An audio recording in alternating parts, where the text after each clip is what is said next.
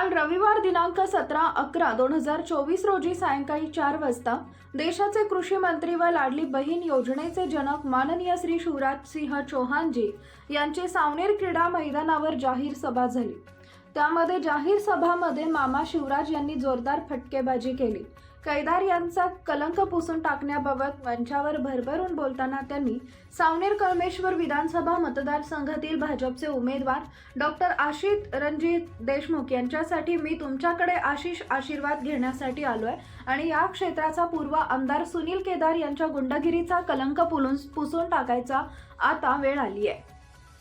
सुनील केदार या क्षेत्राच्या विकासात अडचण आहे, हा कलंकरूपी सुनील केदारला याची जागा दाखवायची आहे। त्यासाठी ज्यांची कामगिरी भक्कम आहे असे डॉक्टर आशिष रणजित देशमुख यांना 20/11/2024 रोजी प्रचंड बहुमत देऊन मी आशिष देशमुख यांच्यासाठी जनता जनार्दनला मी आशिष रूपी आशीर्वाद मागत आहे। येणाऱ्या 23 तारखेला नवा सूर्य उगवायचा आहे। मामा शिवराज यांनी शेतकरी बांधवांसाठी विविध योजनांची माहिती देऊन लोकांना संबोधित केले, तर सूचनांनी मंच भरला। योजनांच्या संदर्भात मामानं जनतेला संबोधित केले की जाहीर सभेत आशिष देशमुख यांच्यासोबत सावनेर कळमेश्वर विधानसभा क्षेत्रातील भाजपचे ज्येष्ठ नेते, मध्य प्रदेशचे नेतागण, कार्यकर्ते व सर्व नागरिक हजारोंच्या संख्येनं सामील झाले। प्रतिनिधी नितेश गवाने, न्यूज 7 मराठी, सावनेर, नागपूर। और गड़बड़ जगह भी चला जाता है। अब ऐसा आदमी सर पे बैठा है और अब पत्नी के सिर कंधे पर रख के बंदूक चला रहा है। सावनेर वालों, इस कलंक को इस चुनाव में मिटा दीजिए, हटा दीजिए। आशीष देशमुख को आशीर्वाद दीजिए। और काम कौन करेगा बताइए? एक बात मैं कह रहा हूं, महाराष्ट्र में महायुति की महाविजय होने वाली है, कोई रोक नहीं सकता। एक तो विकास के काम कभी कांग्रेस ने नहीं किए, राष्ट्रवादी कांग्रेस ने नहीं किए, और आज तो बाला साहब ठाकरे जी का स्मृति दिवस है।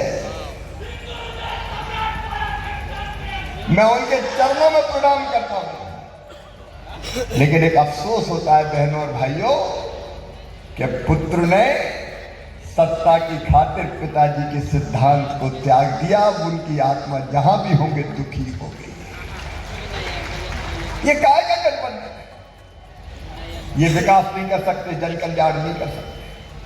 अब यहां तो कितनी योजनाएं बनी है, आज विकास के काम गिनाने नहीं आए और कहेंगे बुआ जी आइए हमारे लिए क्या लाई है। हमने लाडली लक्ष्मी योजना बनाई, आज उसका विस्तार को नहीं जा रहा। जहां तक व्यक्तिगत रूप से मैं हूं, मेरे लिए तो बेटियां और बहनें ही देवियां हैं। गंगा, गीता, गायत्री, सीता, सत्या, सावित्री और दुर्गा, लक्ष्मी, सरस्वती अगर कोई है तो जीवित जागृत बहनें और बेटियां हैं। मन में आज इनकी जिंदगी कैसे सुखी हो।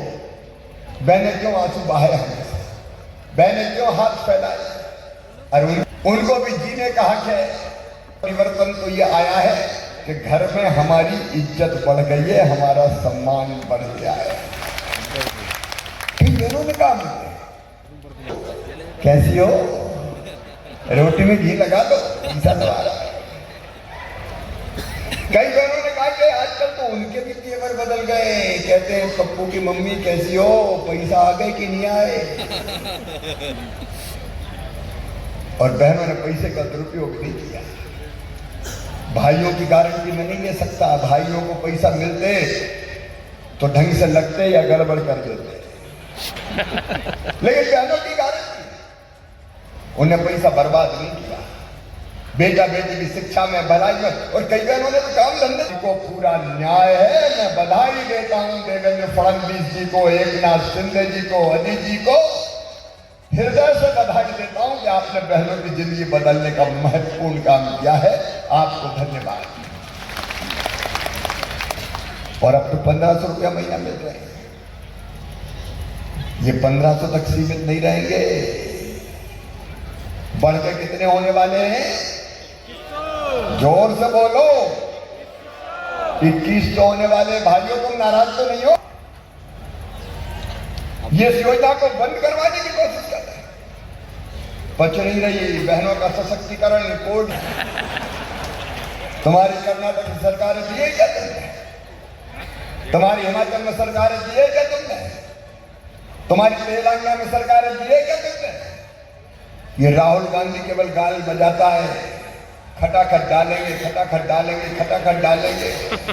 बाहर तेरा खटाखट किधर दे? महायुति को या सटासट पैसे खाते में जा रहे हैं। ये झूठ बोलते हैं। इनके अध्यक्ष खड़गे जी कहते हैं और ये ऐसा वादा तो कर लिया पूरी नहीं हुआ है, लेकिन ये उड़ता नहीं है। कांग्रेस तो फुस्सी बम हो गई है, फुस्सी बम फूटती ही नहीं है। ये झूठ बोलने वाले लोग सदा चली आई प्राण जाए पर। ये भारतीय जनता पार्टी का ट्रैक रिकॉर्ड है।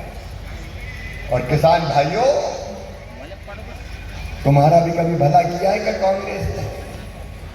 मैं कृषि मंत्री हूं, आज जिम्मेदारी से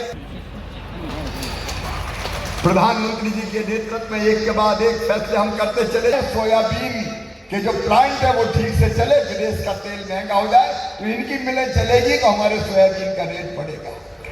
और आज कृषि मंत्री के नाते कह रहा हूं, ध्यान से सुनना और बाकी किसानों को बता देना, 4,892 रुपया से कम में सोयाबीन नहीं बिकने देंगे। किसी भी कीमत पर एक एक दाना खरीदा जाएगा।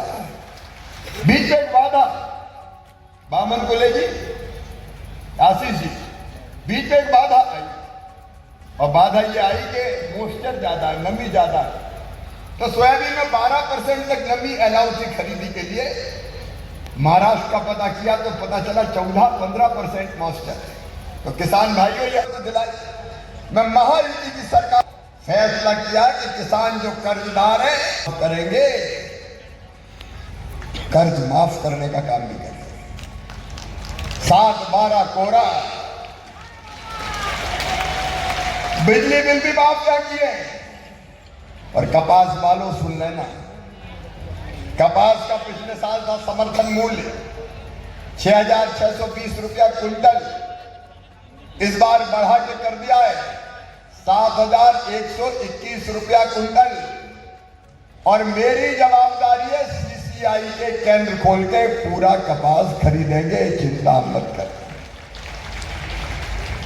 न केवल कपास, और कह देना मामा कह के जाना, एक एक दाना खरीदूंगा, इससे कम में नहीं बिकने दूंगा किसी भी कीमत पर।